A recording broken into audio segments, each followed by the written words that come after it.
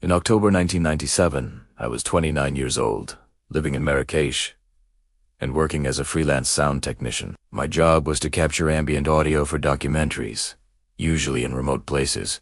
Wind, footsteps, the silence, inside abandoned buildings. It wasn't glamorous, but it paid the bills, and I enjoyed the solitude.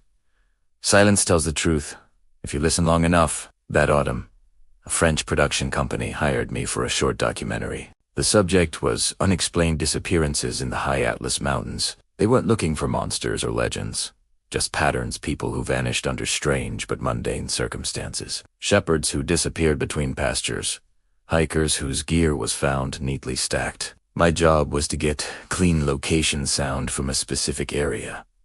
The Upper Tubkal National Park, near a cluster of abandoned Amazigh settlements. The request seemed ordinary, but one line in the email stuck with me. Several local guides have refused to return to this location after sunset. I probably should have paid more attention to that. We arrived on October 14th. The team was small. Luke, the director. Elodie, a junior researcher. Youssef, a local driver, and me. The weather was calm, with pale blue skies and thin clouds snagged on the peaks like torn fabric. During the day, the high Atlas can feel welcoming. At night, it becomes something else entirely. The village where we stayed was just a scattering of stone houses clinging to a slope. Many were abandoned, with empty doorways and collapsed roofs. The few villagers who remained were polite but distant. When Luke explained our project, an older man with a weathered face interrupted him. "Don't go above the old terraces," A sighed slowly, "especially not when the sun goes." Luke smiled, thinking it was just folklore. "Is it dangerous terrain?" he asked. The man shook his head. "No, the land is fine." "Then what is it?" The man hesitated. "People lose their sense of where they are." That was all he would say. That first night, I set up my recording equipment outside. I wanted to capture the nocturnal mountain atmosphere. Around midnight, listening through my headphones, I heard something that didn't belong. Footsteps. Faint but distinct, moving slowly uphill from below the village. Not hurried, not hesitant, just steady, measured steps on loose rock. I took my headphones off and listened with my own ears. Nothing. I put them back on, and the footsteps were still there. I recorded for another 20 minutes. The sound never got closer, never moved away. It just circled, always at the edge of audibility. The next morning, I asked Youssef if anyone had been walking around at night. He looked at me for a long moment. "No," he said. "Nobody walks there." Luke brushed it off as goats or audio distortion. I didn't argue, but I kept the file. I labeled it Track 14, Unidentified Movement. Over the next few days, we hiked higher, filming abandoned terraces and collapsed stone shelters. Elodie collected stories from villagers about the disappearances. The accounts were frustratingly consistent and maddeningly vague. A shepherd who followed familiar paths and never returned. A boy who vanished fetching water less than a kilometer from his house. A man found days later, dehydrated, unable to explain where he'd been. No injuries, no signs of a struggle, just confusion, gaps in time. Silence. On October 18th, Luke decided we should camp overnight near one of the abandoned settlements to film the sunrise. Youssef strongly advised against it. "People don't stay there," he warned, "not even during the day." But Luke insisted. We were professionals, equipped with radios, GPS, and supplies. What could possibly happen? We set up camp just before dusk, among 5 roofless stone houses around a dry well. The air smelled of dust and old smoke. Sleep didn't come easy that night. Sometime after 2 a.m., I woke to someone whispering my name. Not calling, not shouting.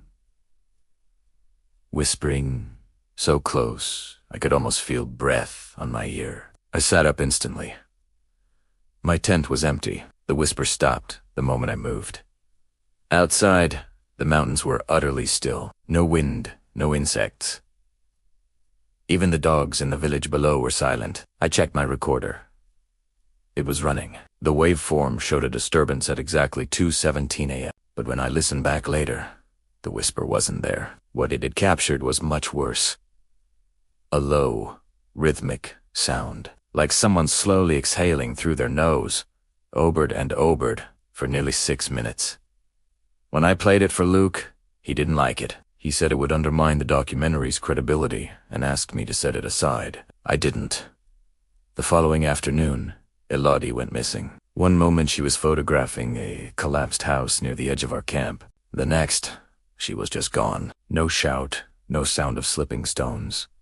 Just absence. We searched for hours, calling her name until our throats were raw. We found her camera on the ground beside a low wall, lens cap still on, as if she'd set it down deliberately. Her footprints led away from the settlement, and then just stopped.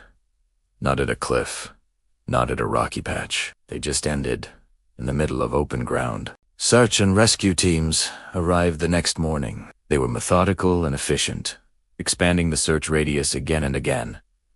They brought in dogs.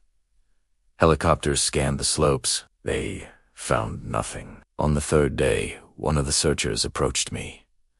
"You recorded sound here?" "Yes." I nodded.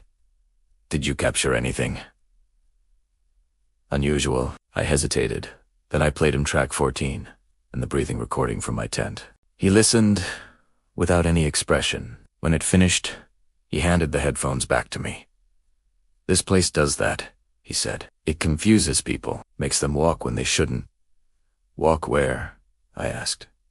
He didn't answer. The official report concluded that Elodie likely became disoriented and succumbed to exposure. Her body was never found.